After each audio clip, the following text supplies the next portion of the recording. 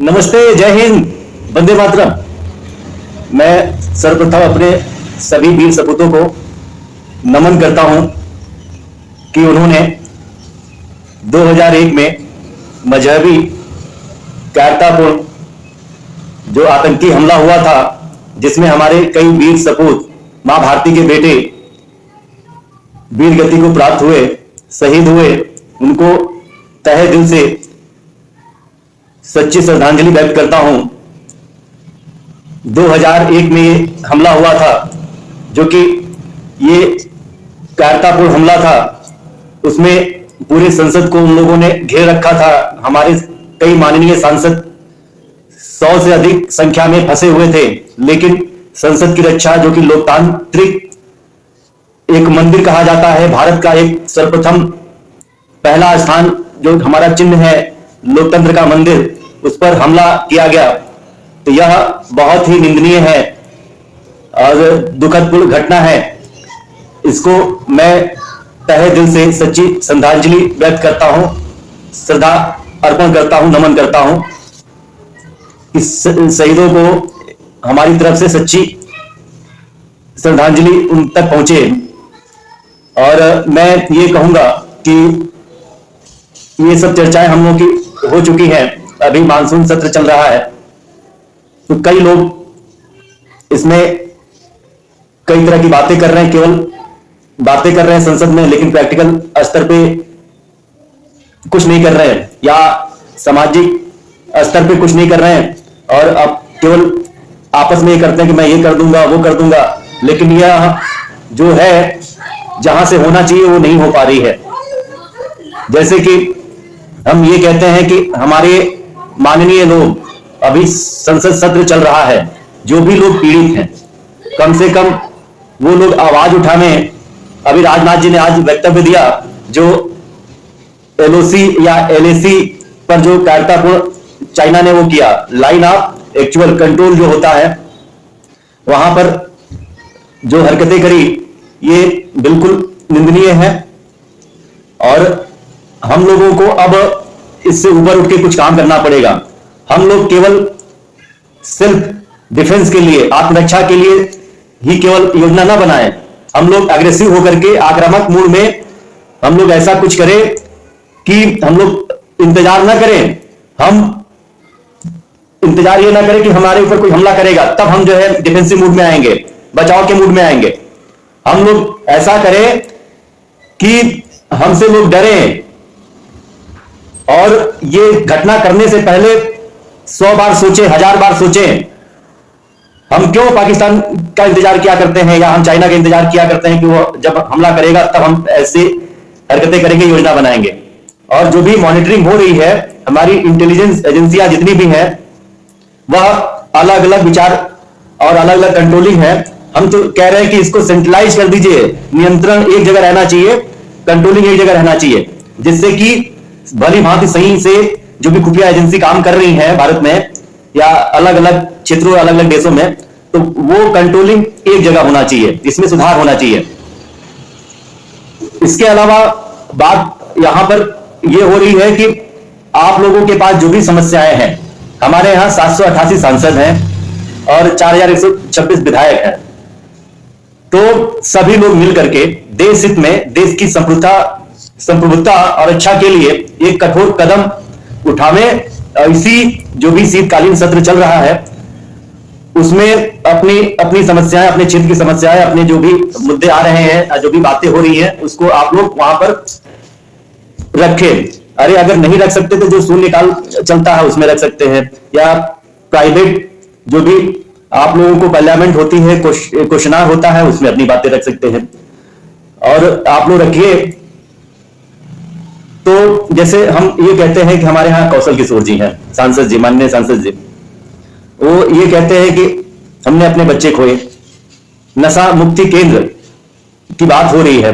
तो नशा मुक्ति केंद्र, संविधान में शपथ दिलाई गई थी। आप लोगों ने जब चुनाव जीत करके आए थे तो शपथ लिया था। संविधान में अनुच्छेद 47 के तहत ये शपथ ली थी कि हम नशा खोरी बंद करेंगे, नशा मुक्ति नहीं होने देंगे। नशा मुक्ति के लिए अलग प्राविधान बनाया गया था। तो इस इसमें कितने युवा हमारे बर्बाद हो रहे हैं, कितने लोग आए दिन मर रहे हैं, या नशा के कारण उनके घर में कितना जो है गृह क्लेश या कितनी समस्याएं हो रही हैं। पूरा परिवार देखा जाए बिखर गया है ये नशाखोरी के चक्कर में। तो नशाखोरी ये आप लोग क्यों नहीं इस पर विचार विमर्श करते हैं? इसमें सबसे ज्यादा हम तो देखते हैं कि सांसद, विधायक, मंत्री, आईएएस, पीसीएस या जितने भी बड़े अधिकारी हैं या बड़े वीआईपी लोग हैं, उन्हीं के बेटे इसमें पूरी तरह से संलिप्त हैं। आप लोगों को ये बात समझ में आ रही होगी, अगर आप भुगतभोगी होंगे तो समझ में आ रही होगी, तो क्यों नहीं चर्चा करते हैं, क्यों नहीं बात करते हैं? हम कह रहे हैं कि हवाला के थ्रू, एफसीआरए के थ्रू पैसा आ रहा है, धर्मांतरण हो रहा है, तो धर्मांतरण पर जो है क्यों एक कठोर कानून नहीं लेके आ रहे? विदेशी चंदा है, और उसमें जो आप देख रहे होंगे कि बाहर के देशों से नशा मुक्ति की बात हो रही है, तो बाहर के देशों से, खाड़ी देशों से या पाकिस्तान, अफगानिस्तान से अफीम, गांजा, चरस ये सब आ रहा है, नहीं आ रहा है? स्मगलिंग हो रही नहीं हो रही है? युवाओं को बर्बाद किया जा रहा है नहीं किया जा रहा है? तो देश ये कहां पर जा रहा है? ये बहुत गंभीर विषय है, सोचनीय विषय है, आप लोगों को सोचना पड़ेगा, समझना पड़ेगा। और ऐसे काम नहीं चलेगा। संसद सत्र चल रहा है, इसमें सब लोगों को अब एक्टिव मूड में आना होगा और देश की संप्रभुता, देश की जो भी सुरक्षा है उसके साथ खिलवाड़ नहीं करने देना है। बागडोर आप लोगों के हाथ में है। हम ये कह रहे हैं कि दो ही माध्यम है, देश में दो ही माध्यम है जिससे देश की दशा दुर्दशा और जो भी संविधान या कानून व्यवस्था में कमियां हैं उसमें सुधार लाया जा सकता है। पहला है संसद भवन, दूसरा है सुप्रीम कोर्ट। इसके अलावा और कोई रास्ता और कोई हॉस्पिटल नहीं है जहां इलाज होगा। तो आप लोगों का एक कर्तव्य बनता है कि जिम्मेदारी दी गई तो इसको करिए। अभी आप देख रहे हैं कि वह बोर्ड जो बना है, कांग्रेस के लोगों ने देश का क्या हाल कर दिया है, और इस्लामीकरण के लिए देश में जब से देश आजाद हुआ है, जब से भारत आजाद हुआ है, धर्म के आधार पर बंटवारा हुआ था 1947 में, तो तब से लेकर के अब तक 105 बार संशोधन हो चुके हैं। तो अब कहा गया है कि संसार का एक नियम है, संसार का नियम यह है कि संसार में परिवर्तन हमेशा होता रहता है। तो ये परिवर्तन संसार का नियम है। तो संविधान में देश की स्थिति, देश की दुर्दशा, देश का जो इस समय चल रहा है, काल चल रहा है, उसके अकॉर्डिंग आप लोग क्यों नहीं देश में आप लोग अच्छे कानून और संविधान में संशोधन कर रहे हैं? बागडोर आप लोगों के हाथ में है। अब दोस्त आप लोग किसी पे नहीं दे सकते हैं। जनता ने आपको बहुमूल्य वोट दे करके, देवतुल्य जनता ने आप लोगों को जिताया, तो हम भी आप लोगों के एक हिस्सा हैं, हम भी आप लोगों के साथ कार्य करते हैं। अभी बात करी जाए तो मैं हमेशा इस विषय पे चर्चा करता रहता हूं संगठन के लोगों से, जो भी हमारे जिला अध्यक्ष हैं या उपाध्यक्ष हैं या मंडल अध्यक्ष हैं या कार्यकारिणी अध्यक्ष हैं, कार्यकारिणी सदस्य हैं, विधायकगण हैं, मैं इनसे बात करता हूं तो कहते हैं कि शर्मा जी आप ऐसी बातें बोल सकते हैं, हम लोग पार्टी में हैं तो हम लोग नहीं बोल सकते हैं। अरे क्यों नहीं बोल सकते भैया? जनता की उम्मीदें आप लोगों के ऊपर है। आप लोग अपने नेताओं तक, अपने शीर्ष के नेताओं तक आप लोगों तक बात पहुंचाएंगे तभी तो इस पर अमल करेंगे।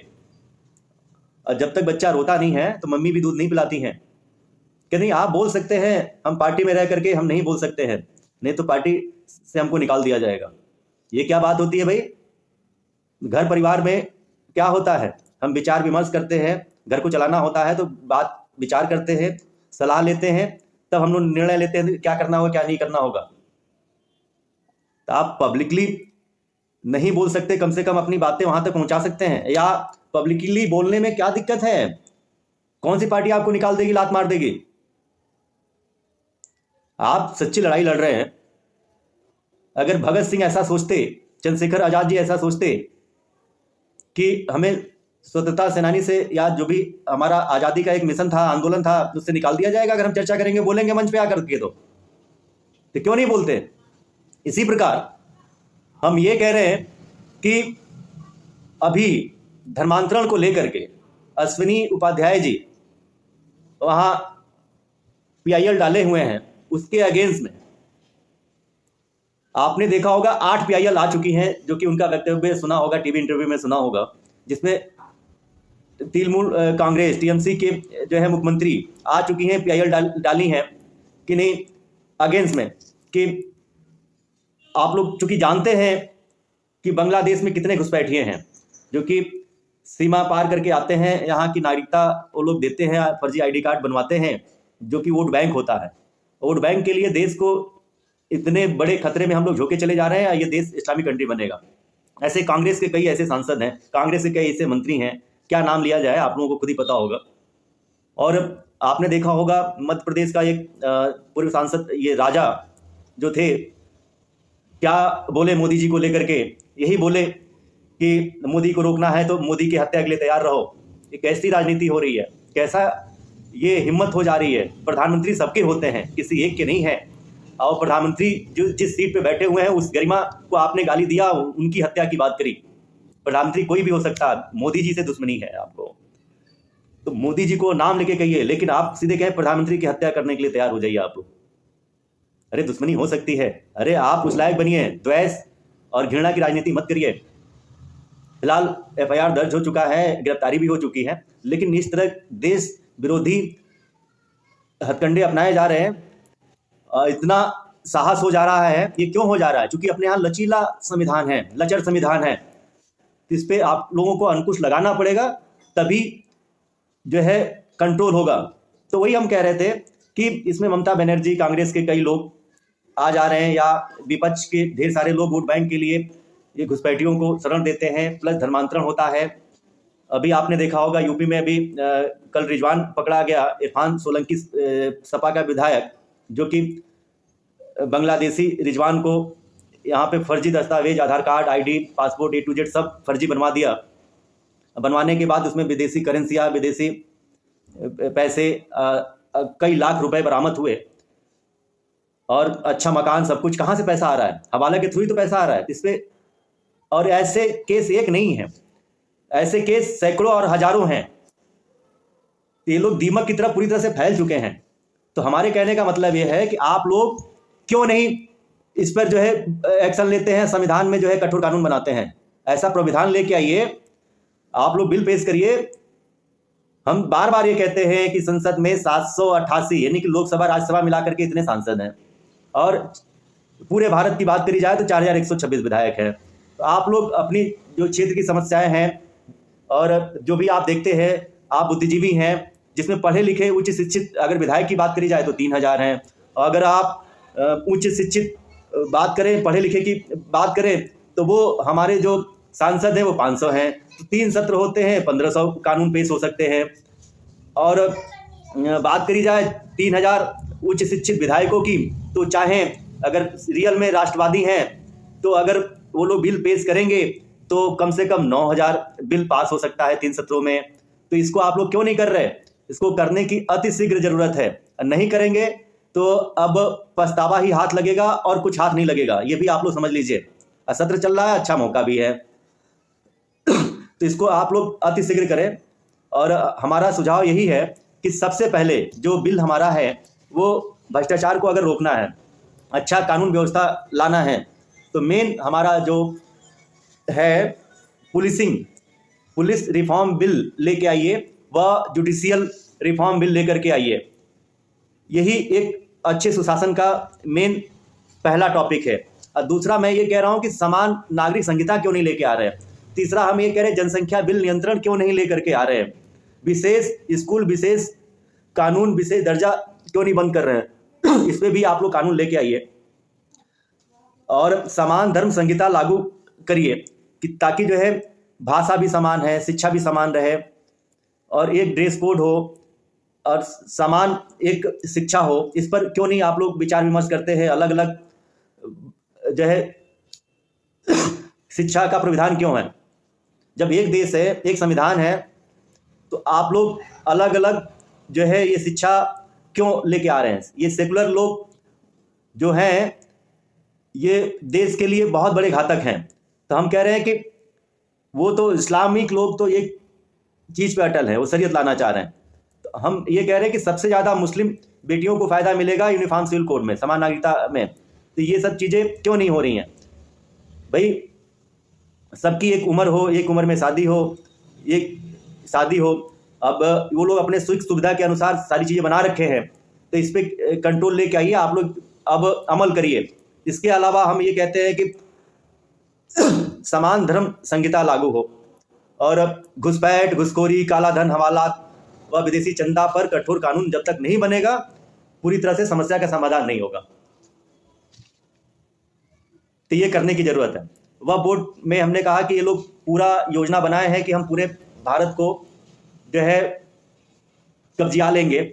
आपने देखा होगा रेलवे स्टेशनों के किनारे, या आपने देखा होगा जितने भी हाईवे बने हुए हैं उसके किनारे मज़ारें बनी हुई हैं, मज़ार बना हुआ है और वहाँ पे सबसे ज़्यादा मुस्लिम लोग ही निवास करते हैं हाईवे पे या रेलवे स्टेशनों पे। कि कोई भी कल को कोई कांड होगा तो हम पूरा रेलवे ट्रैक जाम कर लेंगे, पूरा हाईवे जाम कर लेंगे।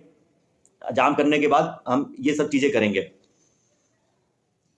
तो ये इस पे आप लोगों को पहल करके तुरंत से तुरंत एक्शन लेना पड़ेगा। जो भी हमारे यहाँ नशा मुक्ति वाला है उस पर भी कंट्रोल करना पड़ेगा। जो भी उन्माद फैल रहा है, जब तक जड़ में इलाज नहीं होगा तब तक कुछ नहीं होने वाला। तो जड़ संविधान है और दो ही मार्ग हैं, दो ही, एक केंद्र है, हॉस्पिटल है, एक संसद, एक सुप्रीम कोर्ट। तो वहीं पे सारी चीज़ें होंगी, वहीं से सब कुछ होना है। हमारी सेनाएं भी सुरक्षित रहेंगी, हमारी जनता भी सुरक्षित रहेंगी और उनको पूरा पावर मिलेगा सब कुछ करने का। अग्रेसिव मूड में हम लोग आवें और देश पर जो भी बुरी नज़र रखता है या देश को खोखला करने की या बेचने की, जैसे मूवी में देखा होगा देश को लोग बेच देते थे। अब पहले के जो भी हमारे पहले राजतंत्र था तो राजा लोग रहते थे, तो एक राजा को देख करके एक राजा जलते थे और वो जो भी दुश्मन होते थे उससे हाथ मिला लेते थे कि चलो ठीक है वो मारा जा रहा है या उसके ऊपर आक्रमण हो रहा है, तो एक राजा देख के बहुत खुशी होता था और सपोर्ट भी करता था। ये सब भावना हटानी पड़ेगी। अब देश हित में सबको एक होना पड़ेगा, सभी राजनीतिक पार्टियों को एक होना पड़ेगा, देश हित में, राष्ट्र हित में, जनहित में। क्योंकि अगर नहीं एक हुए तो देश बर्बाद होगा, देश विघटित होगा। तो इसलिए हम कहते हैं कि राजनीतिक दल से ऊपर उठ करके रियली में अगर राष्ट्रवादी हैं तो आप लोग इस पे अमल करें और पहल करें। बड़ी बड़ी राष्ट्रवाद की लोग बातें करते हैं, तो क्यों नहीं, हम तो कहते हैं कि जितने भी रिटायर आईएएस है, क्योंकि रिटायर इसलिए बोल रहे हैं कि रिटायर आदमी पीआईएल में दाखिल मतलब सहभागिता ले सकता है या नया पीआईएल दाखिल कर सकता है। तो अश्विनी जी ने ये कहा है कि आप कम से कम पीआईएल नहीं दाखिल कर सकते तो आप हमारे साथ शामिल होइए और एक सपोर्ट मिलेगा कि चलो हमारे साथ इतने लोग हैं और आपको नया पीआईएल डालने की जरूरत नहीं है, वो उसी में जुड़ जाएगा। तो रिटायर आईएएस हो गए, रिटायर पीसीएस हो गए, रिटायर जनरल कर्नल आर्मी वाले हो गए, या रिटायर सांसद विधायक मंत्री हो गए, पूर्व मंत्री सांसद हो गए।